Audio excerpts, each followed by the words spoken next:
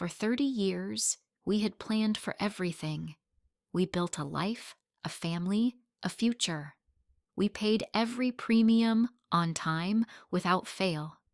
We had bought a promise of dignity, paid for with the change from grocery trips saved in a pickle jar on the counter and the dollars from every lunch John packed instead of buying. And in a single phone call, with one cold rehearsed sentence, a faceless corporation told me that promise was a lie. They took our money for 3 decades, and when my husband John needed them most, they pointed to a nearly invisible clause on page 47 of our policy and slammed the door in our faces. This is the story of how a fine print trap was sprung after 30 years, forcing us to burn through the 401k we'd spent a lifetime building just to fight for the care we had already paid for. It's a story of betrayal, yes, but I would soon learn the fine print wasn't just words on paper, it was a weapon aimed at us. 30 years ago, the future felt like a place you could build. John and I were in our late 40s, and the evenings were ours. After the kids were in bed and the house was quiet, the kitchen table became our command center. I can still smell the coffee brewing late into the night, see the kids' half-finished homework piled on the corner, our old golden retriever asleep under the table. I can feel the worn-out buttons on our old calculator and see John's careful, handwritten notes on yellow legal pads. We'd look at our 401k statements, marveling as they started to look like real money. This was the 90s. Personal finance was about being responsible, about following the advice our parents gave us. Work hard, save your money, and you'll be safe. We weren't just planning for retirement, we were dreaming of it. We dreamed of packing up that old station wagon for road trips, our maps worn soft at the folds. We dreamed of Sunday dinners where the grandkids' laughter was the loudest noise in the house, of quilting circles with my friends, of a life of quiet joys. We were building a fortress of security, brick by careful brick. One evening, our friend, a financial advisor, came over for dinner. As we cleared the plates, he brought up long-term care insurance.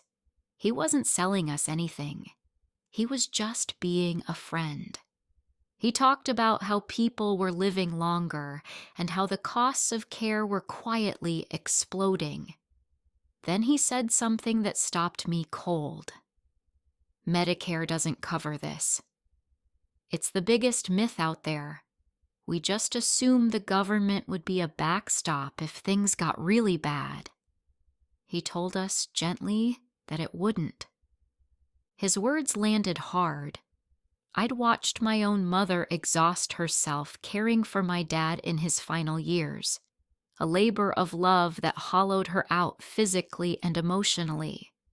John's father had to go into a nursing home, and the cost devoured their life savings in what felt like a heartbeat.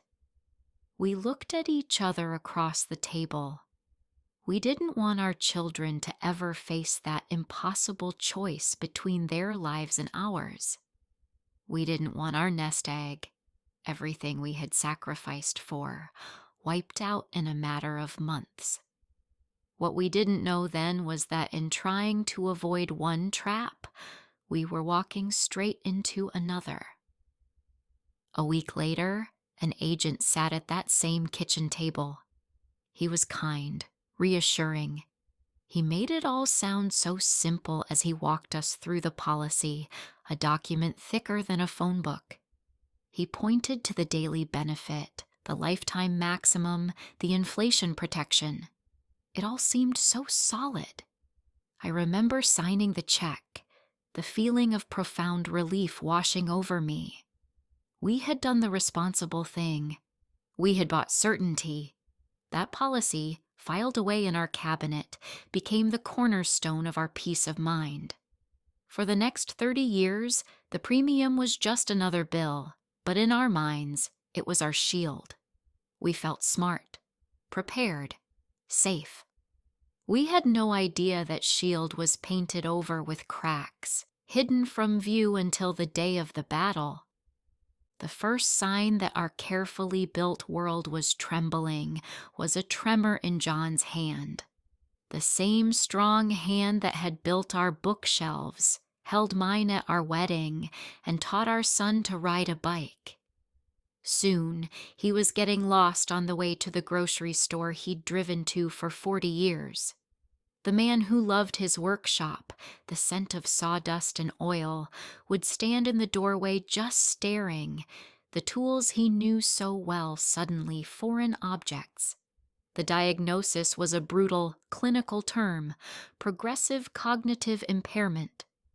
In that sterile doctor's office, with its faint smell of antiseptic, the doctor spoke in a flat, dispassionate tone.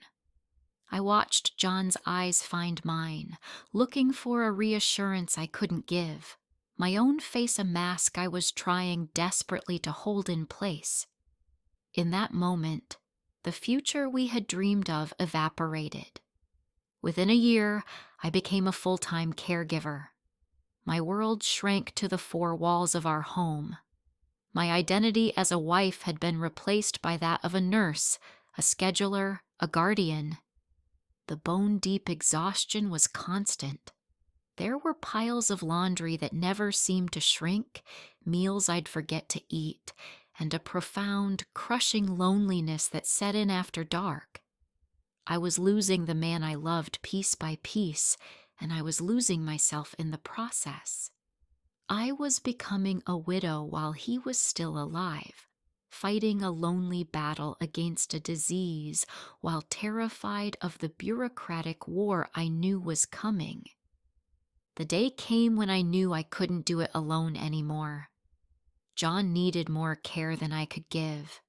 With a mix of dread and gratitude, I pulled out that 30-year-old policy.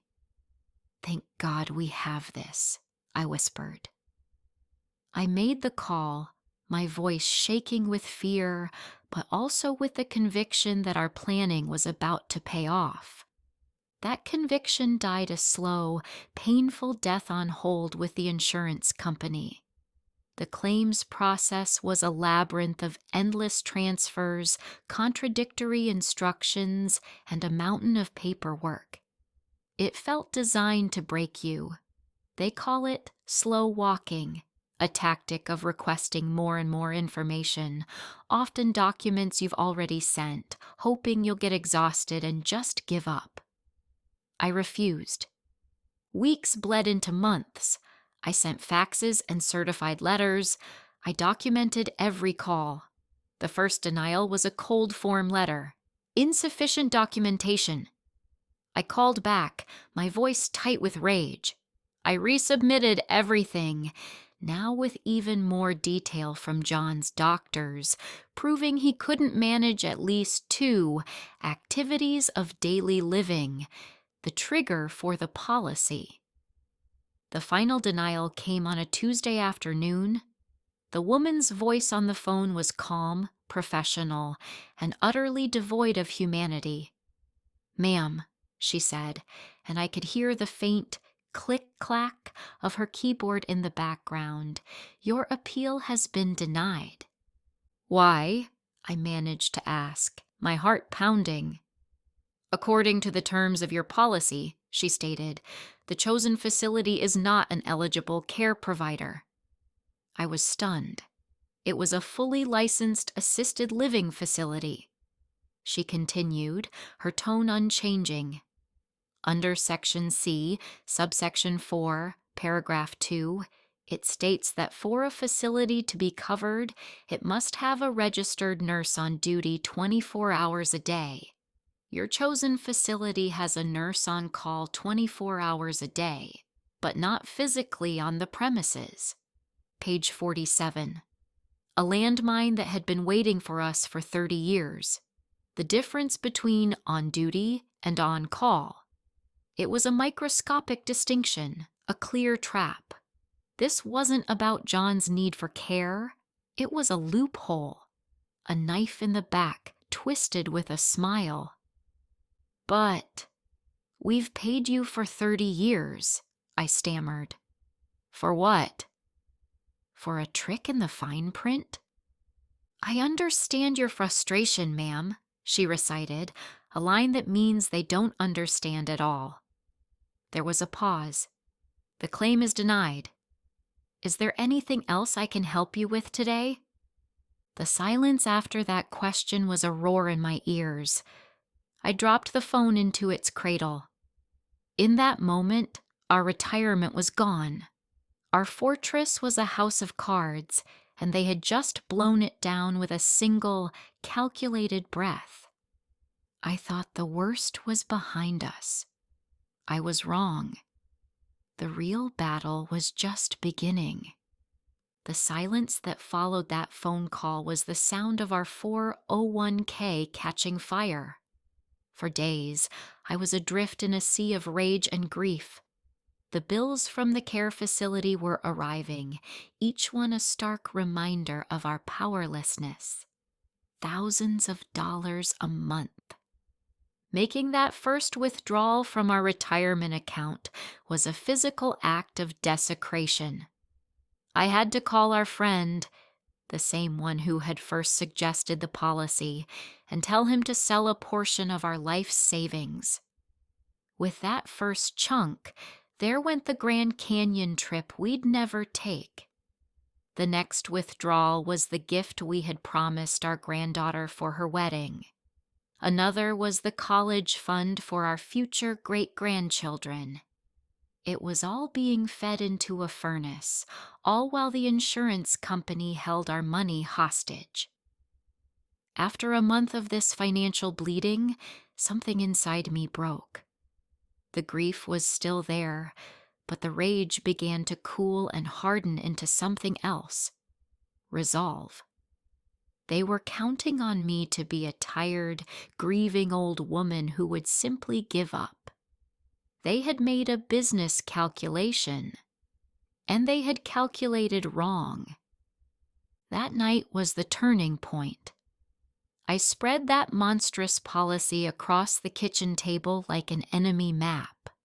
Armed with 3 colors of highlighters, a stack of sticky notes that looked like little battle flags, and a pot of coffee that grew bitter and cold as the night wore on, I went to war. I fell down a rabbit hole of online forums, and that's where I saw it. Story after story from families just like ours.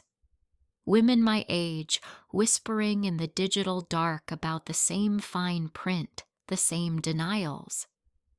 It was a chilling realization. This wasn't an error.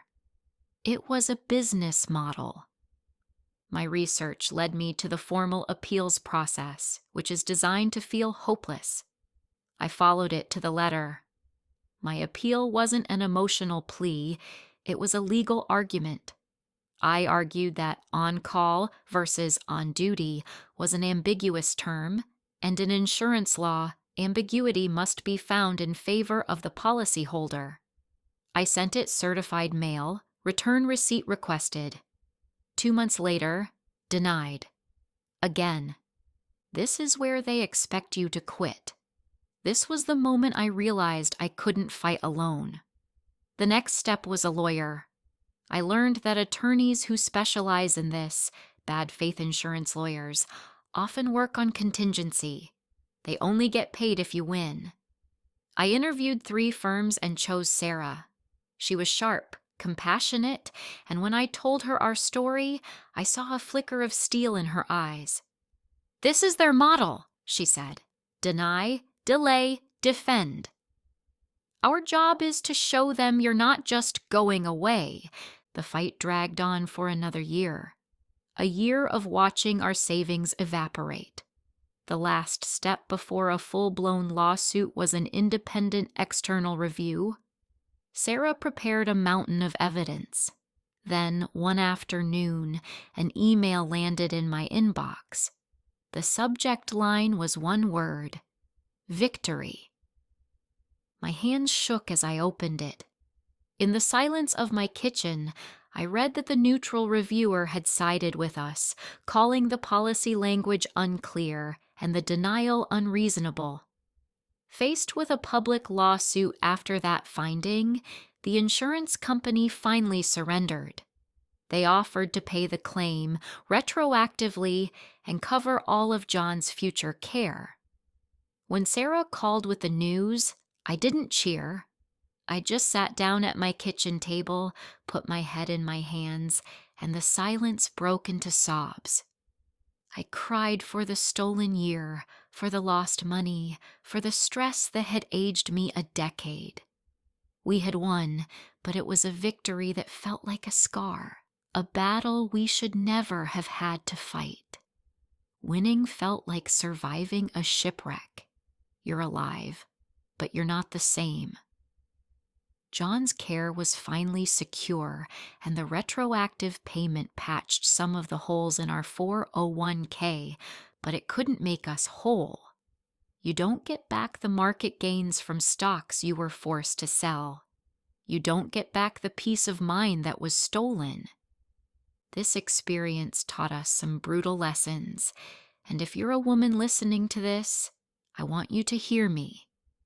Think of this as advice shared over coffee, from my kitchen table to yours. We were lucky. We had the resources to fight. Many don't. First, and this is the most critical, never ever take their first no for an answer. That initial denial is a business tactic. It's a test to see if you'll just go away. They are counting on your exhaustion. Don't let them win. Appeal. Appeal again. Second, become the world's leading expert on your own policy. Read it now, before you need it. Treat it like a family Bible. Read the fine print, the definitions, the exclusions. If we had truly understood that one sentence about the nurse, we could have chosen a different facility and avoided this entire nightmare. Circle anything you don't understand and call the company. Ask them to explain it, then ask for that explanation in writing. Third, document everything as if you're already preparing for a lawsuit. The moment you think you might file a claim, start a binder. Treat it like your most precious recipe box, the one you'll pass down for generations. Log every single phone call, date, time, who you spoke with, and what was said.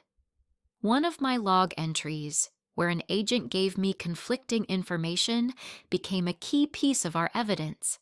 Send important documents via certified mail. This paper trail is your armor. It's like a quilt stitched together, piece by piece, that will keep you warm in the cold courtroom. Fourth, build your initial claim to be denial-proof. The burden of proof is on you. Get detailed letters from doctors that use the exact language in your policy. If your policy says you need help with dressing, the doctor's letter must say, "In my professional medical opinion, this patient cannot dress without substantial hands-on assistance." That one letter, with that exact phrasing, was what saved our case in the final review. Don't give them an inch. And finally, do not be afraid to lawyer up. You cannot fight a billion-dollar company with righteous anger alone. They have armies of lawyers. You need one champion in your corner. The moment we hired Sarah, the entire dynamic changed. She told them, "The cost of this claim is a rounding error for you. The cost of this lawsuit won't be. It signals you are serious, and it may become cheaper for them to pay you what they owe than to fight you in court." The most heartbreaking part of our story is that it's not unique. Right now, thousands of families, thousands of women just like me, are in the middle of this same soul-crushing fight. This isn't just a story, it's a warning. And I'm sharing it in the hopes that we can become a sisterhood of survivors. If our story has moved you, please do one thing for me. Share it. Send this video to your parents, your friends, your sisters. Share it with anyone who has or is considering long-term care insurance. Let's arm each other with the knowledge to fight back. And if you think this fine print trap was vicious, wait until you hear what happened when another family trusted their disability policy. And if you are fighting a denied claim or have fought one in the past, please leave a comment below. You don't have to share the painful details, but just let the rest of us know that we are not alone. Let's build a community of support and strength right here for all the world to see and protect each other. The insurance money is in the bank. John is safe in a wonderful facility where he is treated with kindness. From the outside, it might look like a happy ending, but sometimes I stand at his window and look out, and I see the ghost of our retirement, the future that was stolen and replaced with a grueling war. We did everything right. We planned, we saved, we bought a promise, and we learned that in today's world, a promise from a corporation is only as good as your willingness and ability to fight for it. It's a cynical, exhausting lesson, but it's the truth. We are recovering, but the trust is gone forever. You don't heal completely from a betrayal this deep, but when you survive something like this, you gain something else, a duty. A duty to turn a private tragedy into a public lesson. The lesson is this: when you are facing injustice, especially when you are tired and scared and at your lowest point, your dignity and your future may depend on your power to fight back. The fine print may be written in ink, but our fight is written in fire, and fire spreads. Watch this next for another gripping tale of retirement gone wrong, plus the lesson you can't afford to miss.